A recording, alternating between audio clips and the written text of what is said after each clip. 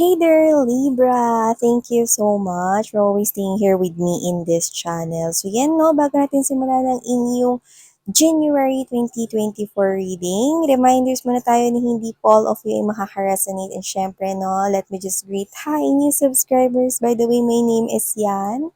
Welcome kayo dito sa community namin and we're hoping that you're gonna stay here with us. Yan no. And of course, sa mga pabalik-balik kong mga subscribers ni Libra dyan, thank you so much no, palagi kayong nagsistay here with me. So yun nga no, bago natin to simulan, no, reminders na hindi rin ito, there's no time period here, like this is timeless. So just take how this resonates. If this message finds you, okay, yun yung time no, na marinig nyo or dapat nyo marinig ang mga mensahe from here. So yes, okay, and of course sa ating gender, babae, lalaki, LGBT, lahat kayo, welcome kayo here. So, let me just shuffle all the decks right here bago natin simulan ang pag-read. Okay? You can skip the shuffling, no? Lalo na kung ayaw nyo naman akong marinig. Ano to? So, yeah, let's see. So, yeah, how was your Christmas? Okay? Still, holiday feels pa rin tayo. Okay? So, Merry, Merry, Merry Christmas, Libra. So, let's see. Spirit and Angel, guys, Archangel Michael, thank you so much. What do we have here for Libra for the month of January 2024? Can you please show me? Message for Libra 2024, month of January. Libra.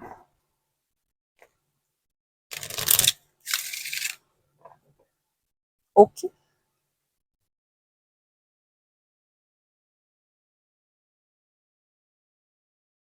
Let's shuffle this. Tell me more for my Libra people for January 2024, please. This is for Libra.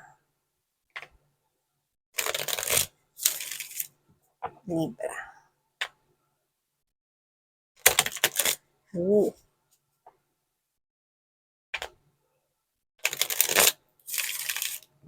Libra, ano ha, pag nakita ko ng madulas. Alam mo, Libra, hindi ko alam kung ano lagi ka ba nadadapa dati?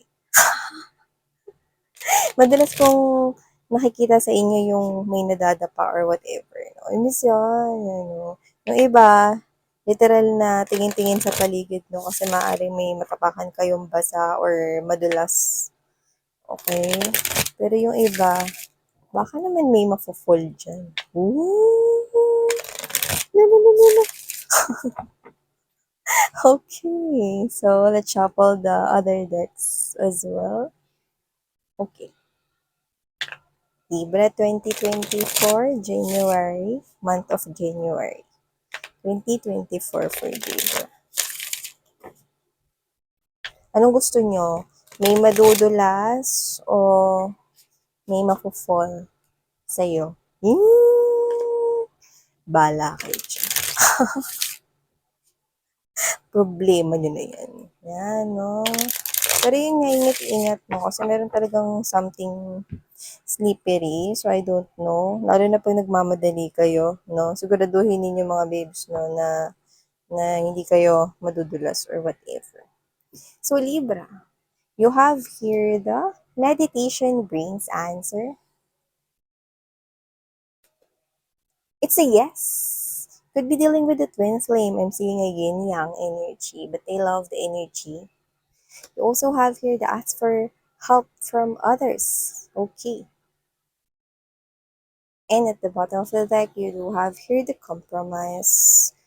Know and look for a sign. Oh, so looks like there's some kind of problem na pwedeng nag-i-exist na right now at pwedeng may desisyon kang kailangan gawin patungkol dito for the month of January or ikaw to na parang ayaw mo nang patagalin yan, kind of thing. So, ilatag naman na natin all in all bago natin simulang basahin ng mas malaliman ito. So, you have here this stubbornness. Okay. I have here as well the indulgence. Yung iba sa inyo, meron kayong friends dito na ikakasal, okay? Or meron dito magpo-propose sa kanya. It's a friend or it's someone close to you, near you. Could be a pinsan, relative, kamag-anak, ganun. Or close mo rito na mga kaibigan or katrabaho na someone here na malapit sa'yo. Nakikita ko rito na posibleng ikasal. Okay? And we have here this illness as well. For a while, lusin ko lang yung damit ko mga babes. Commercial. Okay. So yeah, you do have here at the bottom of the deck the hesitation, the care, the real estate. Yeah, marriage it is, see? But definitely this is you. Dito, may friend ka rito na ikakasal, no? Pero you'll be the next one. Yan, okay? Pero ang maganda, may challenge pa bago yan. May sabihin ko sa inyo. You have here this here to make friends.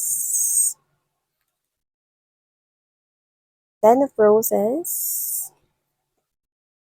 The meathead. This person could be into gym right here. Or inaalagaan niya lang yung sarili niya, healthy lifestyle siya dito. The rose ceremony, the bachelor, and the bachelorette.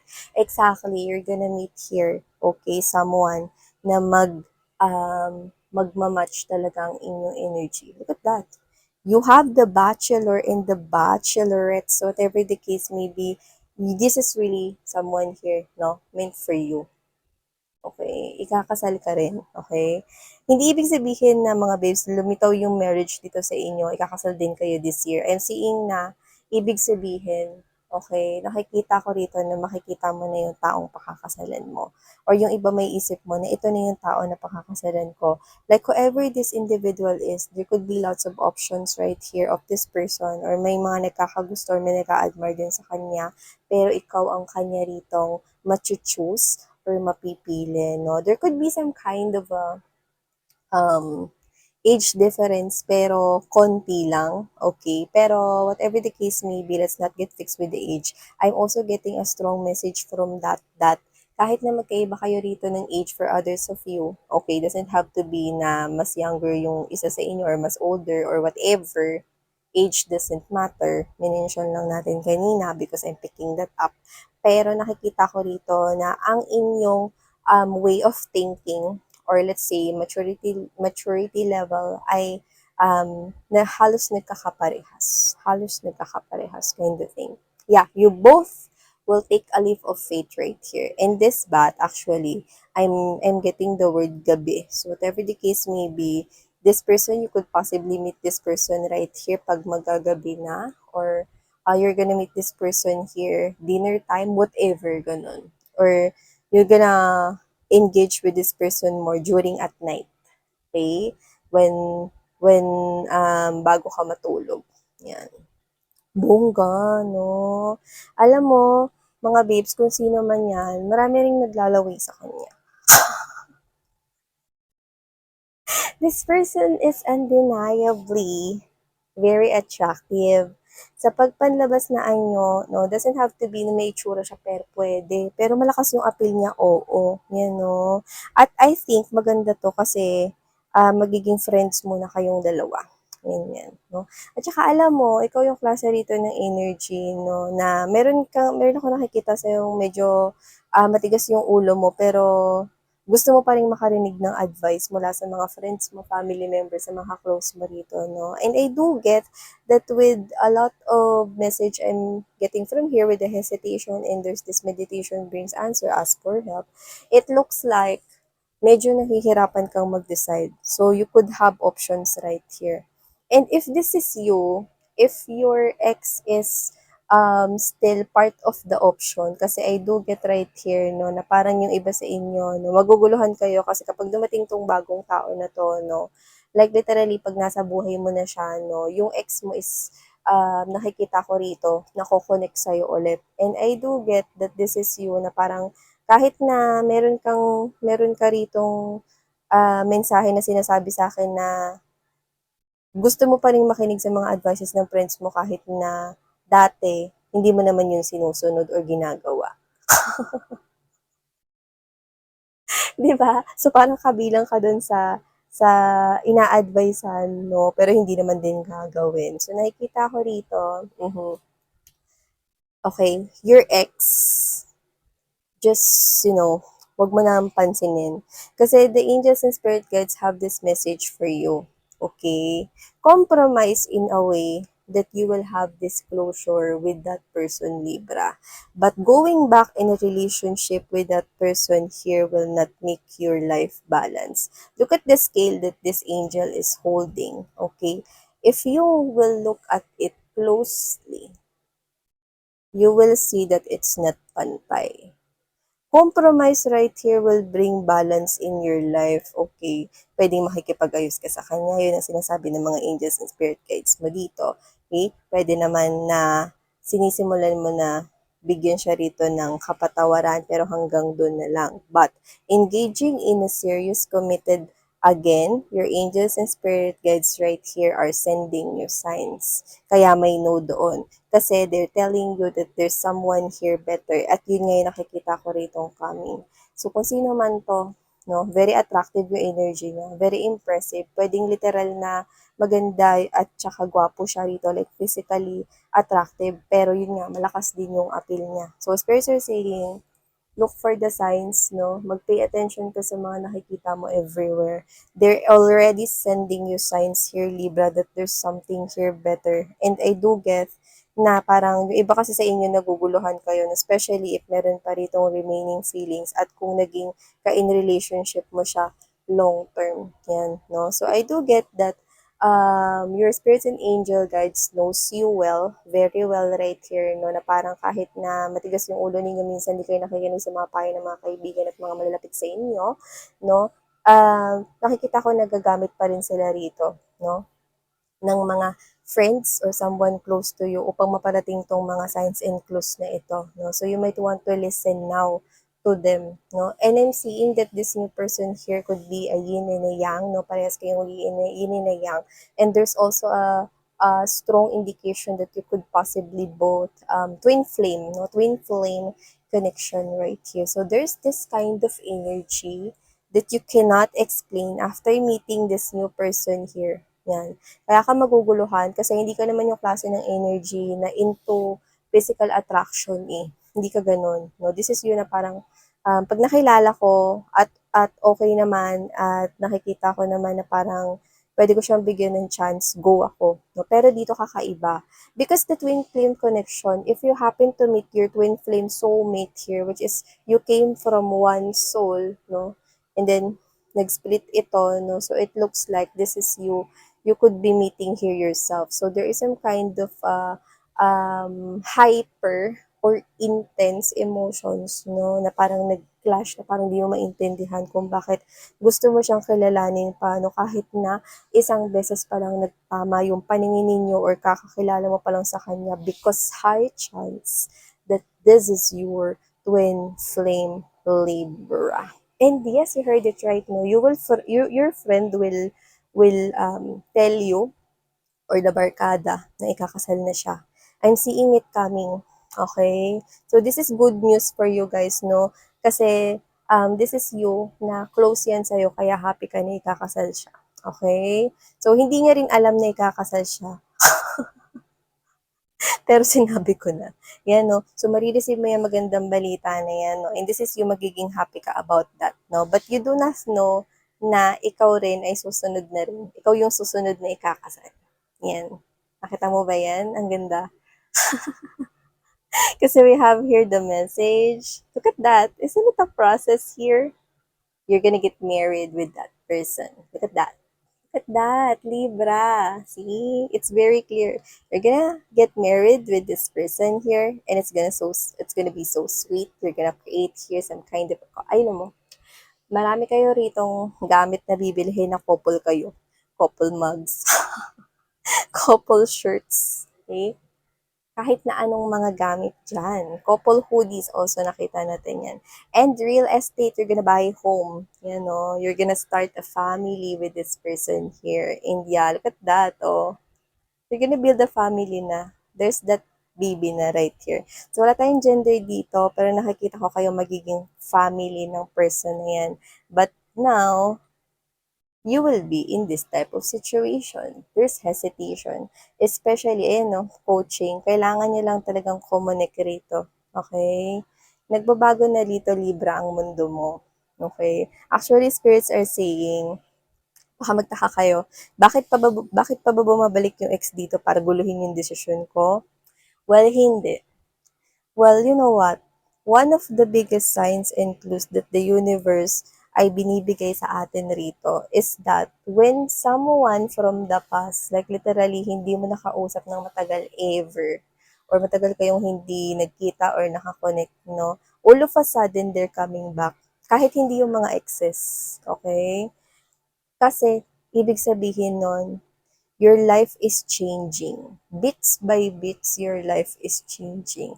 When a past people connected for quite a long time already na hindi kayo nag-usap, it's a big sign as well, like the butterflies, no? That your life is changing. The wheel of your life starts spinning. And, okay, your life will never be the same anymore, Libra. Your life will never be the same anymore. Your love life is also being significant here. Yan. Okay? Like literally with the stubborn in here and here to make friends, doon ka maguguluhan eh. Parang, lo, bakit ganun? Di naman ako mabilis na nafo-fall or nagkakagusto sa isang tao. You could be seeing a lot of sevens because I'm seeing lots of sevens right here for you guys. There you go. You've got that. Okay. Number 47 right here. So yeah. See? This is you. Naguguluhan ka rito. Like, hindi naman ako yung ano eh. Hindi naman ako yung mabilis ma-attract rito sa tao na to. Pero ba't ganito yung nararamdaman ko? Yes, because that person is your twin flame. And it's a yes with exclamation. Diba? And I'm also getting right here, no, na pwedeng makilala mo siya, okay, dyan sa friend mo na ikakasal. So, pwedeng isa siya sa mga abay or guest dyan. So, yun yung nakikita ko rito. At alam mo kung sino tong tao na to. Tinan mo, hindi pa siya nire-reveal, oh. Kasi malapit pa lang eh. Oh, singles, malapit pa lang. Tinan mo, no, yung labi pa lang niya at ilong niya rito yung nakikita natin. At ang kanya ritong body. Yan, no, kanyang body. And kung sino man yan, malapit na rin yan ma-reveal sa inyo. No? And for some reason, magiging affected kayo sa kanya. Like literally. Okay. With this type of illness right here, I do not get that this is the type of illness na kailangan mong i-worry about. But I do get that pwede kang maging lovesick dyan or homesick dyan. Okay, anong ibig sabihin nun?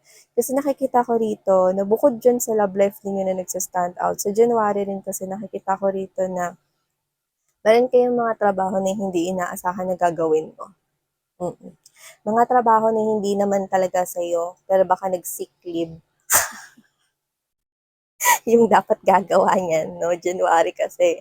Pero whatever the case may be, I'm seeing you doing that. At yung iba, literal na merong temporary na parang dun ka muna for days or for weeks and then hanggang matapos yung project. Yung ganun nakikita ko rito. Eh. So it looks like parang this is yung, ba naman to, hindi naman ako yung ano nito, in charge dito. Yung nakikita ko rito. Pero you know what? Maganda yan kasi nakikita ko rito na your hard work will pay off. Parang trabaho na mapupunta sa'yo pero hindi naman yan sa'yo. Yan, no? Pinagawa sa'yo kasi pwedeng walang available na gagawa. Pero hindi, I think this is meant for you because everything has a reason. Kasi nakikita ko dito that after that, meron kang marireceive dito na celebration. And connected yun dun. So, ibig sabihin, may bagay ka rito ikakatuwa, no? After dyan sa parang paghihirap mo na yan na sinasabi mo rito, no? Na hindi mo naman trabaho yan, pero kung gumagawa, no? Yeah. So, there is some kind of a gift or present that you are about to receive Libra. So, yan na nakikita ko sa iyo guys, no? And also, I don't know what I'm getting this one, pero nakikita ko may mapapagalitan dito. So, hindi ko alam kung yung boss niyo ba yung papagalitan kayo rito or yung nanay niyo. Kasi nakikita ko rito na meron ditong parang pagkasabihan ka, no? And then to the point na parang Ano ba 'yan, ayoko na marinig yung paulit-ulit ko na lang naririnig 'yan or whatever 'no. So 'yan yung nakikita ko rito, parang ayaw mo na makinig pero no choice ka. Kasi I'm seeing na kung sino man yung magsasalita na yun, it's, in a higher position. Yes, I also do get na maaaring parents mo yun or mga magulang mo, 'no. So whatever the case may be, yung iba puwedeng hindi kayo yung direktang mapapagalitan, pero maaaring kunwari kapatid ninyo tapos parang paulit-ulit lang yung naririnig ninyo, parang naapektuhan kayo, okay. So whatever the case may be, this is just a little message for you guys. Okay, so yeah, Libra, no, nakikita ko dito that your ex or someone from the past is coming back, pero wala kang kailangan gawin doon. Like, hindi mo kailangan na patuloyin siya ulit sa life mo, pero pwede mo siyang patawan ng forgiveness if you want. It's like a closure right here. That ex of yours, if this is your reading, is not someone meant for you. There is some kind of a meathead right here na talagang this person will end up choosing you every day of his or her life. Yeah. So whether you knew it or you're not, I'm picking up that your life is changing. The wheel starts spinning, Libra. Okay. So yeah, thank you so much, Libra. This is your January 2024 reading. Okay. Love and light. Tara ngayon. Annyeong.